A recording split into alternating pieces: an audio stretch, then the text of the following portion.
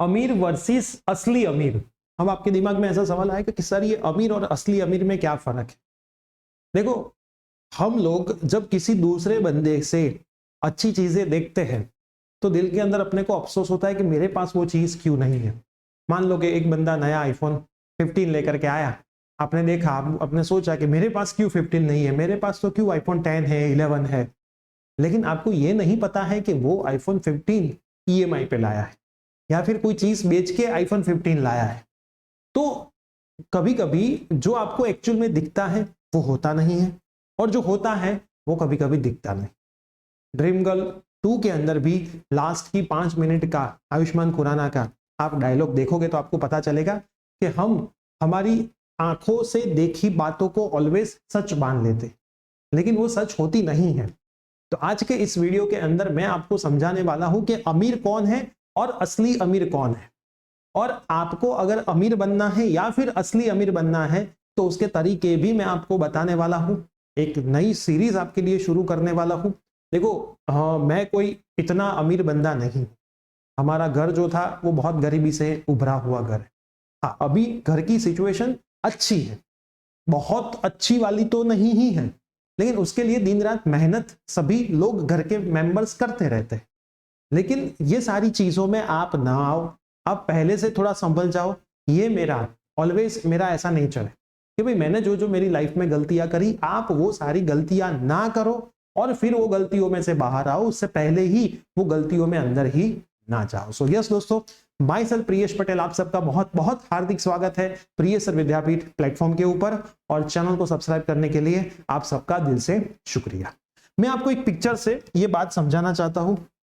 यहाँ पे लिखा है कि असली अमीर और नकली अमीर कौन है। मैं इसको अमीर बोलता हूं, इसको असली अमीर बोलता हूं, नकली अमीर नहीं बोलता हूं, मैं इसको अमीर बोलता हूं।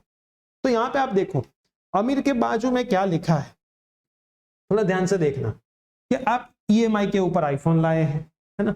मेरे बहुत सारे दोस्त ऐसे हैं जो आईफोन लेकर के घूमते हैं, जब नया आईफोन लॉन्च होता है तुरंत बुक करवा देते हैं, पहले दिन पे आईफोन लाते हैं, इंस्टाग्राम पे स्टोरी रखते हैं, लेकिन किसी को कमेंट में वो लिख के नहीं बताते कि भाई ये ईएमआई पे लाया हुआ, पूरे पैसों से लाया हुआ आईफोन नहीं है, एक पण लोन नहीं, नो लोन, है ना।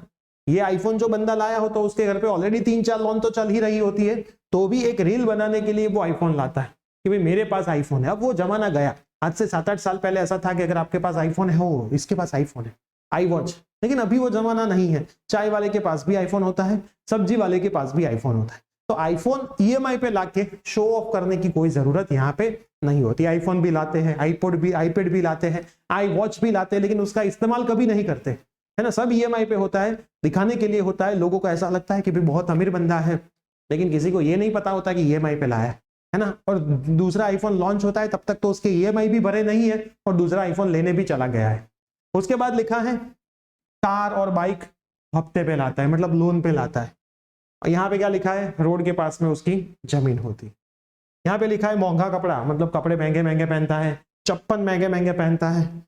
यहाँ पे लिखा है कि बहुत सारा इन्वेस्टमेंट स्टॉक्स के अंदर, एफडी के अंदर, म्यूचुअल फंड के अंदर, एसआईपी के अंदर, गोल्ड के अंदर, सिल्वर के अंदर, है ना। देखो, आप बहुत अच्छे अच्छे कपड़े पहनो, उसमें कोई दिक्कत नहीं है, लेकिन पहले ये सब चीजें आपके पास है, फ्यूचर आपका सिक्योर है। देखो, लोग ऐसा बोलते हैं कि भाई कल ही तो मर जाने वाले हैं, है ना, तो ये सब करने से क्या फायदा। ऐसा करते करते तो 20 साल हो गए, ऐसा बोलते बोलते ही 30 साल तो आपके हो गए, है ना। अभी कितने साल और हो जाएंगे, है ना। सबको पता है मरना तो कल है, तो ऐसा तो नहीं है कि भाई मर गए, मरे तो नहीं है, तो ये सब फ्यूचर के लिए करना तो पड़ेगा ही। उसके बाद नो जमीन नो इन्वेस्टमेंट, यहाँ पे बहुत सारा इन्वेस्टमेंट, बहुत सारी जमीनें, gold and silver, emergency fund, मतलब जब यहाँ पे तो ईएमआई पे सब चल रहा है, ऑलरेडी लोन चल रही है, तो इमरजेंसी घर पे कोई आई, 4-5 लाख की रिक्वायरमेंट हुई, तो लोगों से मांस मांगने जाना पड़ेगा या फिर कहीं से परसेंटेज पे, ब्याज पे पैसा लेना पड़ेगा। यहाँ पे तो ऑलरेडी हाथ में फंड है, कुछ भी घर पे प्रॉब्लम हुआ 4-5 लाख आराम से आपने निकाल दिए। आ लोग मात्र अमीर देखाय छे, परंतु वास्तवમાં તેઓ अमीर होता नहीं। तो दोस्तों, मैं आपको यह समझाने वाला हूं कि ऐसे लोगों को देख के ऐसा मत मानो कि वो करोड़पति है, और उन लोगों की लाइफस्टाइल को अपनी लाइफस्टाइल में मत अप्लाई करो, वरना सत्यानाश की ओर आप आगे बढ़ोगे। इन लोगों की लाइफस्टाइल को देख के ऐसा मत मानो कि ये लोग पैसे वाले नहीं हैं। जो लोग पैसे वाले होते हैं वो कभी पैसे दिखाते नहीं है, ये रूल है पैसों का, है ना। मनी एंड साइकोलॉजी नाम की एक बुक है, वो बुक आप एक बार अच्छे से पढ़ना, तो जाके आपको पता चलेगा कि भाई पैसा कैसे लोगों के पास रहता है। पैसे को अगर आपको आपके पास रखना है तो मनी की साइकोलॉजी समझनी बहुत जरूरी है। तो मनी एंड साइकोलॉजी नाम की एक बुक आप आपके जो स्टूडेंट्स लाइफ है उसमें जरूर पढ़ना, तब जाके आप आपके बिजनेस लाइफ में या फिर जॉब की लाइफ में उसको अप्लाई कर पाओगे। तो बहुत सारे लोग होते हैं ऐसे जिसको शो ऑफ करने का बहुत मन होता है ना। शो ऑफ से कोई जिंदगी चलने वाली नहीं। क्लियर? आ लोग को देखा था ना थी, मैंने बोला ना, पर लेकिन वास्तव में यही लोग असली अमीर। अब दोस्तों आप स्टूडेंट्स लाइफ में हो, है ना। मैंने मेरी स्टूडेंट्स लाइफ में बहुत सारी गलतियां करी थी, है ना। अगर आप यहाँ पे अभी स्टूडेंट्स लाइफ में हो तो आपके पास अर्निंग के बहुत सारे सोर्सेस होते हैं। अब वो अर्निंग आप अच्छी जगह पे इस्तेमाल करो और थोड़ा सा सेविंग में भी डालो, तो वो बहुत लंबे समय तक चल सकता है। अब आपके दिमाग में सवाल आया, सर मैं तो मंथली हार्डली 2 से 2,500 रुपीज मेरे पास बचते होंगे, उससे ज्यादा तो कुछ नहीं बचता, तो उसमें मैं कहाँ सेविंग करूं।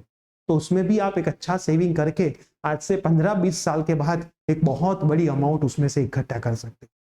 बोलते हैं ना बूंद बूंद पे सागर बनता है, वैसे यहाँ पे भी 100 रुपीज पर मंथ भी जोड़ के 500 रुपीज पर मंथ भी जोड़ के एक बहुत बड़ा गेम आप खेल सकते हो। ये सारे गेम मेरे कॉलेज लाइफ में नहीं पता थे, कॉलेज लाइफ के बाद पता चले, कैलकुलेशंस पता चले, फिर सबको समझा, तो वो ऑलरेडी मैं थोड़ा लेट था।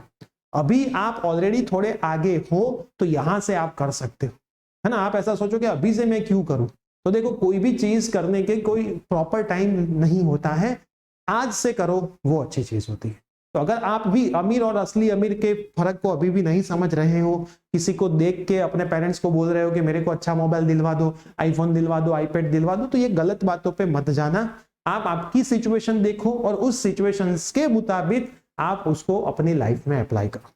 अगर आपको as a students life proper investment कैसे करना है, एक अच्छा इन्वेस्टमेंट जिसमें रिस्क कम हो और रिटर्न ज्यादा हो, तो कमेंट में जरूर लिखना। मैं नेक्स्ट वीडियो लेकर के आ रहा हूं कि अच्छे इन्वेस्टमेंट कहां पे करें और वो इन्वेस्टमेंट से आपको कितना रिटर्न कितने सालों में मिलेगा और वो कितना बड़ा अमाउंट होगा। तो अगर आपको इसको जानना है तो कमेंट में जरूर करना। आप स्टूडेंट्स लाइफ में भी ये कर सकते हो, और जब वो करते करते 15 साल हो जाएंगे तो उस दिन आप मेरे को याद करोगे कि भाई ये बचाया हुआ पैसा आपको आज बहुत काम आ रहा है।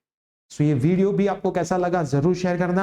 आपका भी ऐसा कोई रियल लाइफ एक्सपीरियंस हो, आपका भी कोई ऐसा फ्रेंड हो जिसके पास पैसे नहीं हो लेकिन वो भी ऐसा कर रहा हो, तो वो भी जरूर कमेंट में बताना। और नेक्स्ट वीडियो में हम मिलेंगे ऐसे ही कोई न्यू टॉपिक के साथ। Till then bye bye, take care.